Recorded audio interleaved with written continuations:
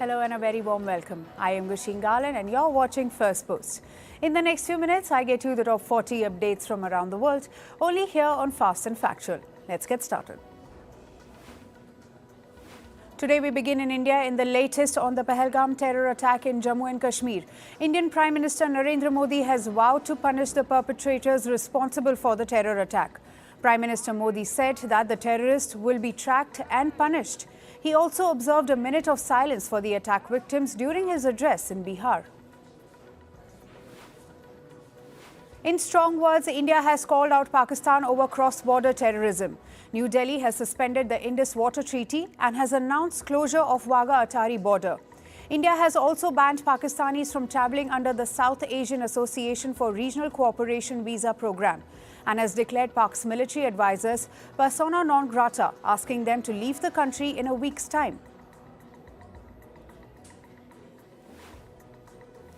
Additionally, India has summoned Pakistan's top diplomat Saad Ahmad Warraich. New Delhi has also reduced its embassy members in Islamabad from 55 to 30. Pakistan's government X account has also been blocked in India. The measures followed after a key security meeting in capital New Delhi. Pakistan's government X account has also been blocked in India. The measures followed after a key security meeting in capital New Delhi.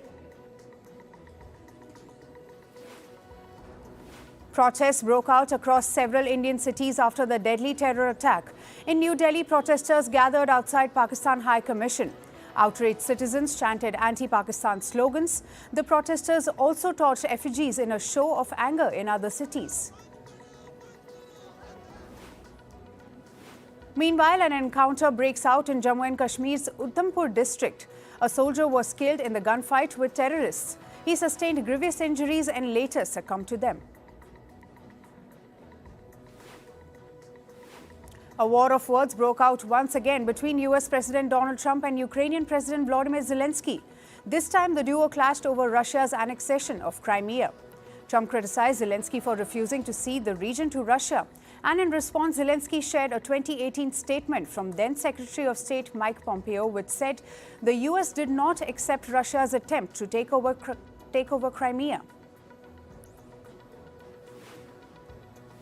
Now to the updates from the war in Europe. Russia launched missile and drone attacks on Ukraine in an overnight strike. According to Ukrainian officials, the attack killed 9 and injured more than 70 people, including children, in Kyiv. Ukraine's second largest city, Kharkiv, also came under attack. The city's mayor said Ukraine was attacked with drones 14 times and 10 times with missiles. The strikes triggered fires and destroyed several buildings. President Donald Trump has reiterated his plans to reduce the crippling tariffs on China. However, he has made it clear that any relief will depend on China's actions. Meanwhile, in more trouble for Canada, Trump warned that 25% tariff on cars imported from Canada could increase further. Now moving to the war in West Asia, Israeli Prime Minister Benjamin Netanyahu called for Iran a threat to humanity. He said that if Israel lost its ongoing battle, the West would be next. The remarks were made during the country's Holocaust Remembrance Day yesterday. Pro-Palestinian protesters have set up an encampment at Yale University. Over 200 demonstrators gathered and erected tents on campus grounds. The protest erupted after the reported visit of Israeli National Security Minister Itamar Ben-Gvir to Yale. In climate news, in the U.S., New Jersey's Jones Road wildfire burned through 13,250 acres of pinelands and was only 50% contained by nightfall. Officials warned the fire could become the state's largest in nearly 2 decades. Lieutenant Governor Tahesha Wei declared a state of emergency as embers sparked smaller fires near a decommissioned nuclear power plant. Authorities stressed that a soaking rainfall is urgently needed to fully extinguish the blaze. In Israel, firefighters battled intense blazes fanned by high winds and scorching temperatures near Jerusalem. The flames forced the evacuation of nearby communities and damaged several homes. Firefighting planes dropped flame retardant over forested areas, while Prime Minister Benjamin Netanyahu convened emergency officials and considered requesting international help.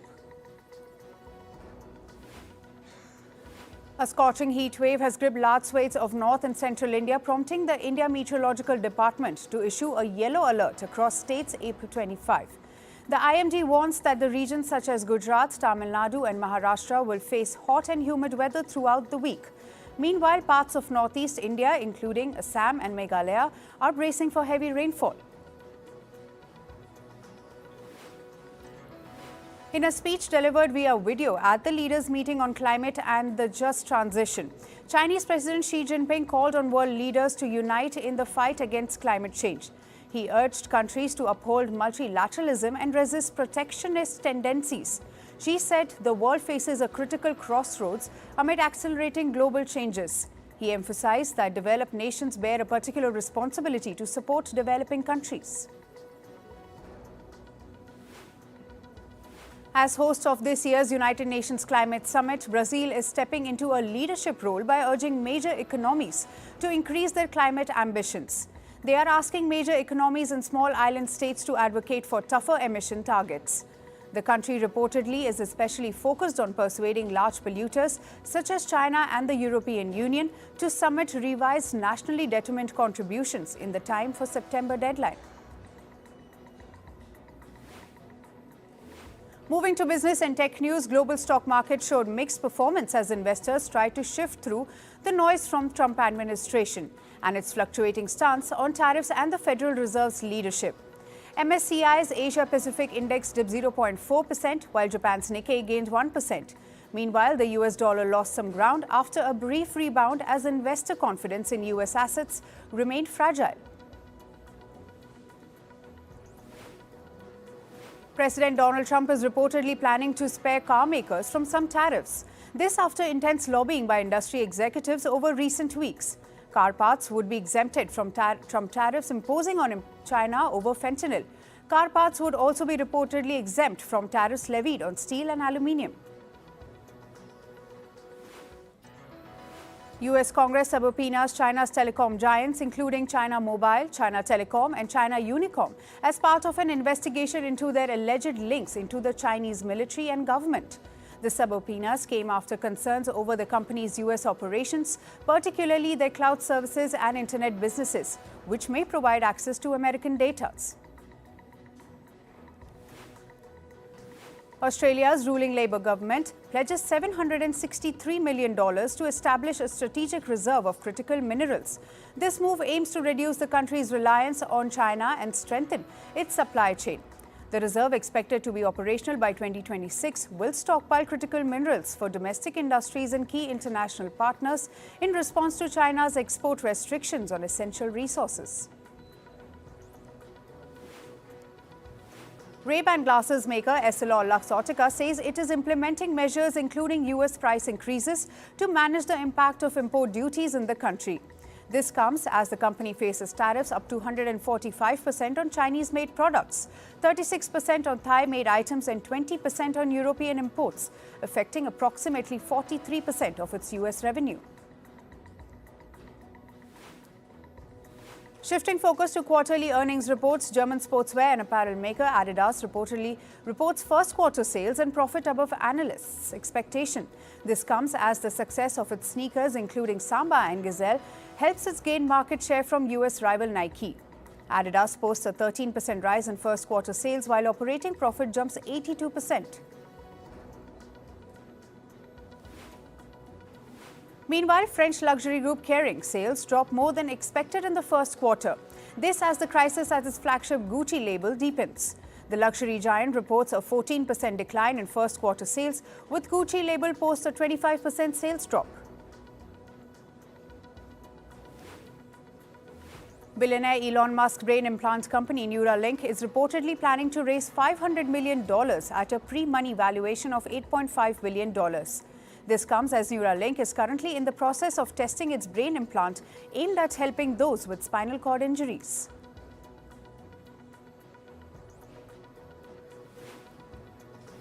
Apple and Meta face EU fines under the Digital Markets Act, marking the first sanctions against big tech companies under new rules aimed at curbing their power. Apple is fined $570 million, while Meta faces a $228 million penalty. Meta criticizes the decision, while Apple says it will appeal the fine. Meanwhile, the White House calls the fines a form of economic extortion. Meta says it is expanding advertising on its social network Threads to all eligible advertisers globally. The move comes as the Facebook parent looks to generate new revenue streams aimed brand uncertainty over tariffs.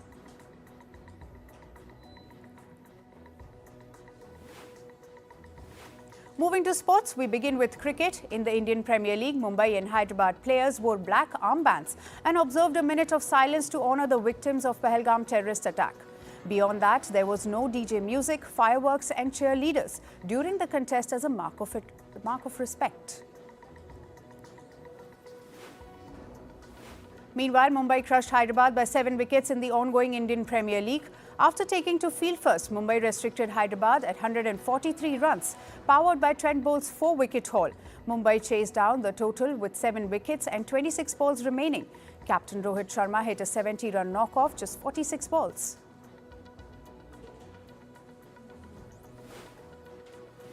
In football, Arsenal played a 2-2 draw against Crystal Palace in Premier League. For the Gunners, first-half goals from Jacob Kiwior and Leonardo Trossard were not enough. The visitors hit the back of the net twice to claim a point. Liverpool's coronation as Premier League champions will have to wait a few more days. The Reds are now just 1 point away from claiming the season. A draw against Tottenham Hotspur could make their coronation official. Real Madrid secured a crucial 1-0 victory against Getafe, maintaining their pursuit of Spanish league leader Barcelona in the points table. Arda Güler's first-half goal kept Madrid within 4 points of Barca, who won their match against Mallorca 1-0 on Tuesday. In tennis, reports say that men's world number 3 Carlos Alcaraz may announce his withdrawal from Madrid Open due to an injury. Alcaraz's participation was already in doubt after he struggled with an injury in his right leg during Barcelona Open final. Reports in the Spanish media say that Alcaraz has not been training for Madrid Open either.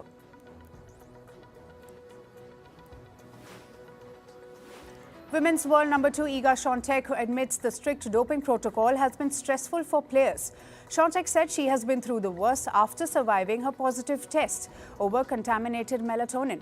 The Polish star served a 1-month suspension at the end of last year after testing positive for a banned substance.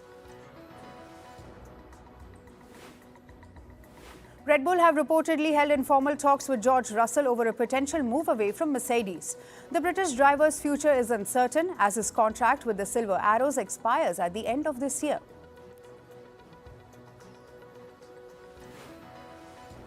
US car company General Motors was formally approved as a Formula One engine supplier for the 2029 season. The development announced jointly by governing body, the FIA and the General Motors, is the first time a specific year has been put on the debut of GM's engine. The entry of GM's new team, which will race under its luxury Cadillac brand, was approved last month. Lando Norris admitted he has been putting a bit too much pressure on himself after a roller coaster weekend at the Saudi Arabian Grand Prix. Norris crashed in qualifying, meaning he started from the 10th on the grid, while closest challengers Max Verstappen and McLaren teammate Oscar Piastri started at the front. Norris eventually finished 4th in the race. And finally, in entertainment news, Netflix announced that hit series Wednesday, starring Jenna Ortega, will return for season 2 in 2 parts. It will release in 2 sets on August 6 and September 3. Ortega reprises her role as the iconic Wednesday Addams, now also serving as a producer.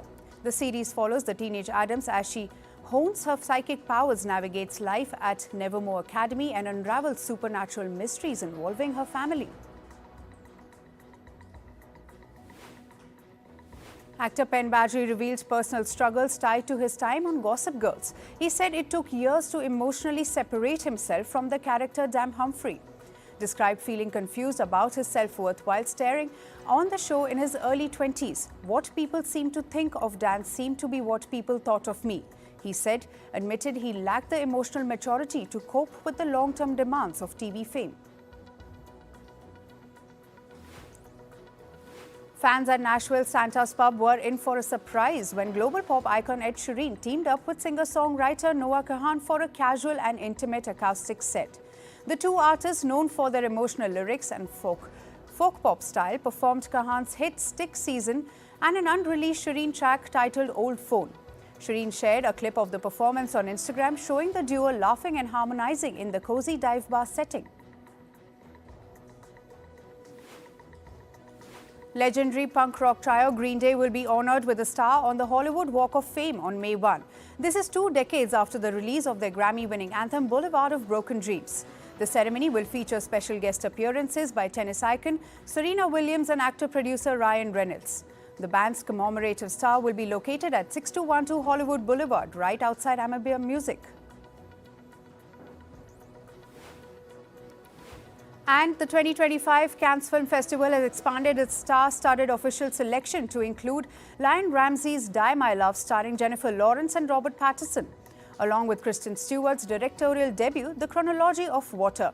Ramsey's film portrays a new mother's descent into madness and emotional isolation, while Stewart's experimental drama will screen in the Uncertain Regards section.